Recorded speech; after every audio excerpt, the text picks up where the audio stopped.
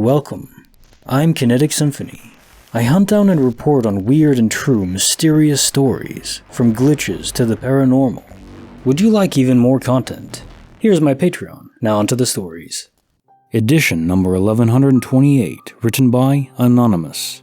The Encounter with a Shapeshifting Bear Cub. When I was attending college, a friend and I were walking back to our dorm late one night. I attended a school with a primarily white population. As we were getting within about a half mile of our dorm, we were laughing about some joke when we noticed a black man in torn clothing running at us at full speed. We both slowed our pace to a crawl as he kept coming at us, unaware what was going to happen. The man got closer and closer, and when he passed under a streetlight, we noticed a few things that were odd. He was A, sprinting away from something, and B, holding a rather large bowl of fruit. He sprinted past us without even regarding our existence, and when we looked back to where he had come from, we noticed what appeared to be a bear cub sprinting in our direction. Both my friend and I began taking steps backwards, slowly, and just as we were about to start following the man in the same panicked manner, the animal took a beeline for a curb toward what appeared to be a sewer drain. The closer it got to the drain, the smaller this animal appeared, until it was the size of a small mouse, and it went straight into the drain, out of sight. The closer we got to the drain, it seemed to fade from view. When we were standing right next to the curb, it became clear there was no drain whatsoever. We proceeded to walk back in silence to the dorms. Still no clue what happened that night, but I remember several things during my time there that were unexplainable. Case notes for file 1128. The Encounter with a Shapeshifting Bear Cub. Well, you know how they say college is all about new experiences? I think this would qualify. You both saw the same thing, so I can't account for this being a hallucination. I do wonder if the man and the shapeshifting cub/mouse were actual real entities, or something else messing with both of your mind's perception. It was messed with in the same way. You were made to see the same thing. But I don't think we're dealing with an actual materialized shapeshifting cub. That would be quite something. And also, what was with the fruit?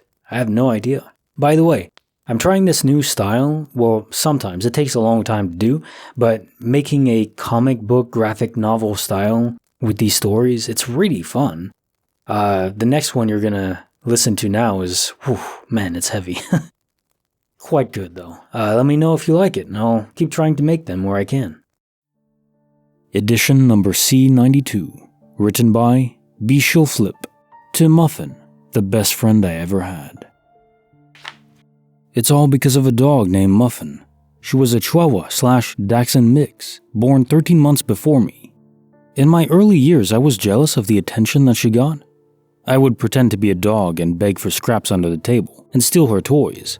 She wasn't fond of me at all. She even bit me a few times.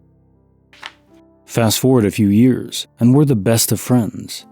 We'd take walks, her and I, down my gravel road. I'd talk to her, probably because I was a lonely child and didn't have too many friends.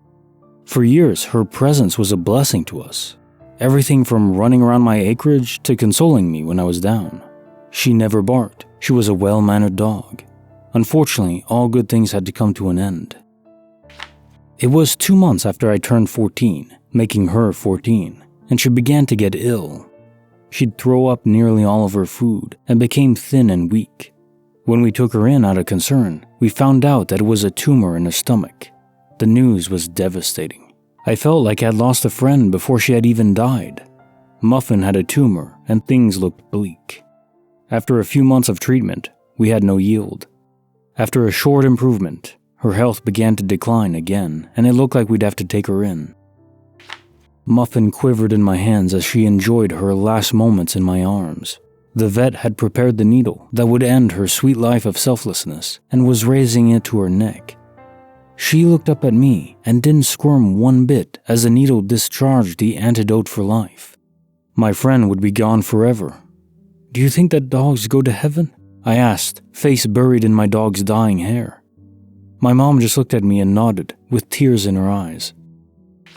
About a year later, I had a dream. My house was dark, and it seemed to have dark curtains hanging everywhere.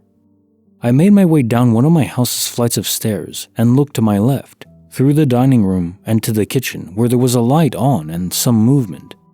Something else caught my eye. It was a shining object in the dark of the dining room. The closer I got, I realized that it was Muffin. I kneeled down next to her and put my hand on her luminescent body. "All good things must come to an end, my friend," she said to me in a voice characteristic of herself. I was besides myself. Just then her body started to float up into the ceiling and disappeared. I just sat there looking at the ground where Muffin was just standing. I felt a hand land on my shoulder and hold on to me as I wept. Then another and another, until I shot up in bed. 3 a.m. I found myself breathing heavy and sweaty, as if I had just run a few miles. An unsettling peace fell over me, and I lay back down and let my consciousness slip. A few months later, my sister said that she had a dream that she was making food in the kitchen when there was an apparition of Muffin and me weeping beside her. About a year later, my brother said he had the same dream. I thought that my entire family would tell me that they had that dream, but to this day only my brother and sister have. I like to think that my friend was telling me goodbye that night, and that yes, someday I'll see my friend again. Dedicated to Muffin, the best friend I ever had. Case notes for edition C92. To Muffin, the best friend I ever had. The first time I read this story, I definitely had tears in my eyes, and actually multiple times as I was listening back to this to edit the audio and the comic book. Man, something about loving a pet is so unique and unlike anything else. As far as the main question though, do dogs go to heaven, or rather, in my mind, do they have souls that persist beyond this fleeting mortal coil? In my mind, absolutely. They're fully connected. I think it's harder to answer when you delve down to the level of insects, maybe? Like, we know viruses and bacteria and the cells in our body don't. Maybe insects do. And then when you get to, full-grown animals, I think so. I think if there is a soul, or persistence beyond this world, then they have them too. So yes, maybe one day you will meet Muffin again. I hope so. And now time for the quote of the day.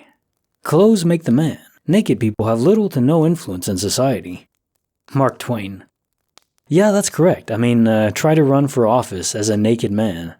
I don't think you'll get too far. Well, I mean, maybe you'll attract a certain demographic, but I don't think you'll get mass popularity. Unless you're extremely attractive, like maybe if you're ripped, I don't know. I still think there'll be an issue there. Indecency laws and all that. Like the video, subscribe, hit the bell. Kinetic Symphony signing off.